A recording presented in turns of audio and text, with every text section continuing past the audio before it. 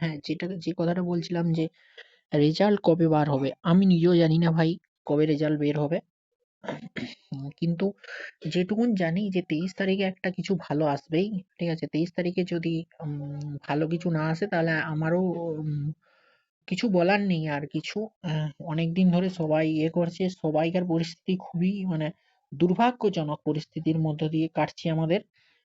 রেজাল্টটা বের হয়ে গেলে একটা দুশ্চিন্তা চলে যায়। দেখো, মৌমিতা পালের যে আজকে অর্ডার কপিটা জাস্ট আপলোড করেছে, আমি অর্ডার কপিতে দেখিয়ে দিচ্ছি কতজন ক্যান্ডিডেটকে ইন্টারভিউতে ডেকেছে। ঠিক আছে, দুটো মামলা আলাদা।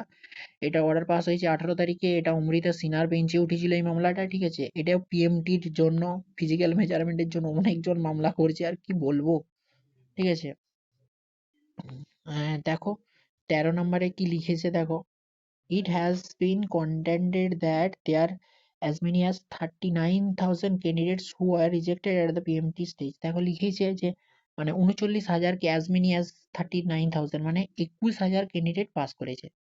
ঠিক আছে, if court permits remeasurement or grant leave to dissatisfied candidate to prefer appeal, যদি এদেরকে অ্যাপিল করে মানে অ্যাপিল করার জন্য মানে এলাও করে দেয়, তাহলে flood gate will be open, তাহলে বন্যা পরিস্থিতি দেখা দেবে এবং entire process will get delay এবং দেরি হয়ে যাবে রিক্রুটমেন্টটা করতে। তার জন্য ডিসমিস করে দিয়েছেন। Pair has made to dismiss the writ petition, Amrita Sinha dismiss করে দিয়েছেন। ঠিক আছে, যে কথাটা বলছিলাম যে দেখো দুটো মামলা আলাদা, আমানা খাতুনের মামলা আলাদা। ঠিক আছে, আর এই মামলাটা দুটো আলাদা।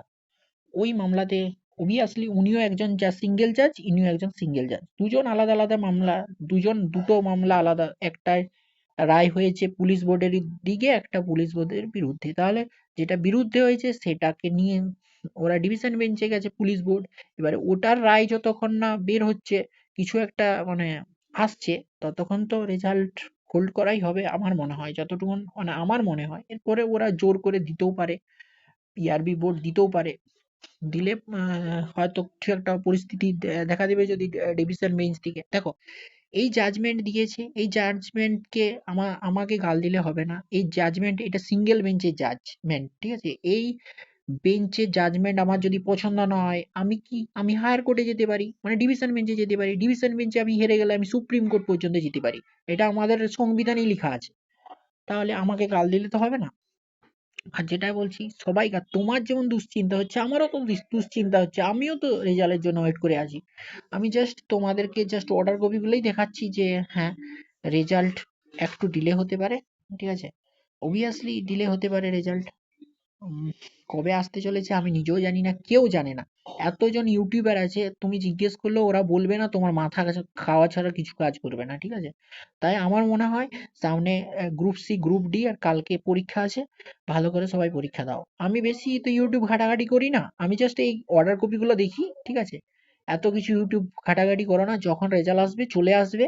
ঠিক আছে, আমি এইটুকুন বলতে পারি তোমাদেরকে, এইটুকুনই বলতে পারি। সবাই দুশ্চিন্তা হচ্ছে। আমি আগেও ইন্টারভিউ দিয়েছি, আগে আমার হয়নি চাকরিটা। ঠিক আছে, পাইনি, 0.16 এর জন্য আমার চাকরিটা হয়নি। এবারেও জানি না হবে কিনা। ঠিক আছে, দেখা যাক, রেজাল্ট বের হয়। বের হলেই বোঝা যাবে কি হচ্ছে না হচ্ছে। এখন 23 তারিখ তক আমাদের ওয়েট করতে হবে, যেহেতু রেজাল্ট বের হয়নি।